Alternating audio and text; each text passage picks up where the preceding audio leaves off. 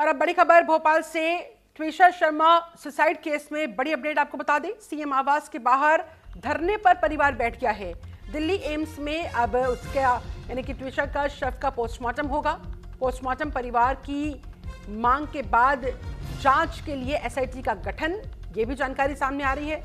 दरअसल 12 मई को संदिग्ध हालात में ट्विशा की मौत हुई थी। एम्स भोपाल की रिपोर्ट मानने से परिजनों ने इनकार कर दिया था। विश्वास नहीं था उस रिपोर्ट के ऊपर परिजनों को, जिसके बाद अब धरने पर बैठ गया है परिवार। न्याय की मांग कर रहा है परिवार। ससुराल पक्ष पर टॉर्चर करने के आरोप लगाए हैं ट्विशा के मां बाप ने, उनके परिजनों ने।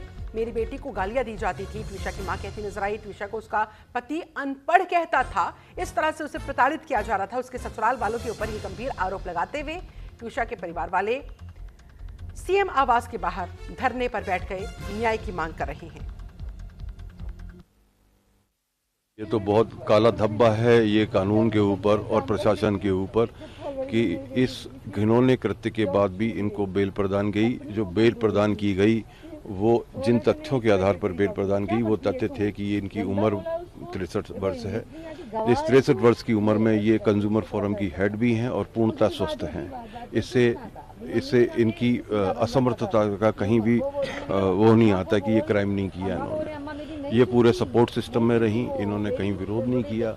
जब इतने ये समझदार लोग हैं, जब लाश को उतारा गया ये कहते हैं कि हमने उसको बचाने की कोशिश की। जब आपको लाश दिख रही है कि लटकी हुई लाश है, आप उसको नीचे से उतारा, तब आपने पुलिस को नहीं बुलाया।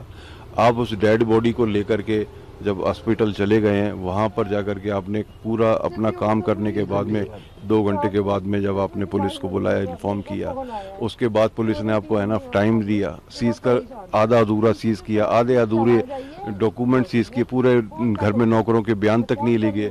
उन लोगों के बयान ही लिए गए जो वहाँ मौजूद थे, उसे उतारते टाइम। ये पूरा का पूरा जो सिस्टम उनके लिए काम कर रहा है। चलिए इसके साथ इस बुलेटिन में फिलहाल बस इतना ही। वक्त यहाँ पर छोटे से ब्रेक का है।